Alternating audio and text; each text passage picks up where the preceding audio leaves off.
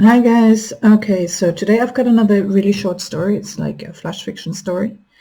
This is based on a prompt that we got in our writing group, and the prompt was, "We are at war with a world where everyone is a shapeshifter." So it's a little bit of sci-fi, a little bit of urban fantasy. Hope you like it.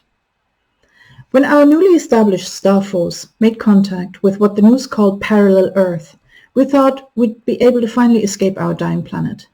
Centuries of human exploitation had left our air too toxic to breathe, and our soils too depleted to feed our populations. Every year, new mutations of common diseases cut huge swathes through humanity, yet our numbers never seemed to decrease enough to allow our ecosystems to recover. The new planet was the same size as ours, had an atmosphere, only slightly heavy in oxygen, and was well within reach of Earth once we'd invented travel 3 times faster than the old shuttles from the 2020s ever managed. What came as a surprise after the first furor had died down was that there was a native population of animals similar to our wolves and wildcats. Our surprise turned to astonishment when the first scientists landed on the new world, because what we had initially thought of as animals turned out to be humanoid shapeshifters. Somebody named the planet Lycantra, and the name stuck. The Lycantrans were intelligent, living in closely knit family units with a powerful alpha leading each unit. Once we had calibrated our universal translators, we tried to negotiate the move from our doomed Earth to Lycantra. A delegation of Lycantrans traveled back with us to meet our president. That's when everything changed. I was there when the alphas stepped onto Earth's surface for the first time. Their eyes widened as they inhaled our air, contaminated with man-made gases. One of them coughed so hard he needed an oxygen mask. We tried our hardest to show them that the destruction of our planet wasn't our fault. There had always been cycles of global warming and cooling in our planet's history. Maybe we expected too much of them. On Lycantra, wolf shifters lived in packs no larger than 50 members.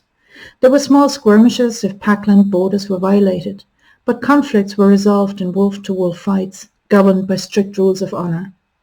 The idea of humans packed into megacities of 50 million and up was so foreign to them they couldn't conceal their horror and astonishment. They were diplomatic enough to tell us not to fuck off straight away, but I could see it in their eyes. No way would they let us near Lycantra, not after witnessing what we've done to our own habitat. And that's how the war started. We tried to force our way in because frankly we had no choice. We were a few years away from running out of food to feed ourselves. Water wars were spreading to every country on the planet. We needed to get off if you wanted to survive as a species. Our president thought the Lycantrans would be easy prey, so we sent a few shuttles with a few thousand soldiers to our new home. They were slaughtered to the last man within hours. But we didn't know that, although the Lycantrans were living in a low-tech world, they had something we didn't have: magic. The moment our soldiers opened fire on the first pack of wolf shifters, their shamans sent a blast of green light towards them. They screamed in agony as the unholy fire consumed them within seconds. Earth got to watch because the government had decided to stream the invasion live. And since then we've been at war with Lycantra.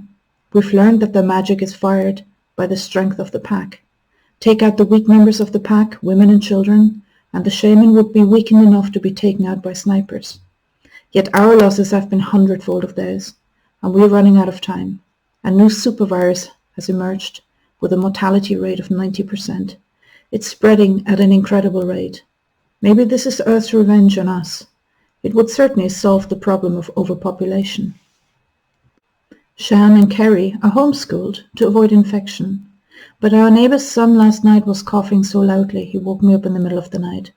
Shan and Kerry played with him only 2 days ago. Maybe it's a cold? I hope it's a cold, because if it isn't, then it doesn't matter if you migrate to Lycantra or not. I can't believe I actually wrote this middle of last year. Yeah, anyway, I hope you enjoyed that piece of writing. You're going to find the transcript on my website. I'm going to link to that below if you want to reread it. Otherwise, I'll talk to you later. Bye.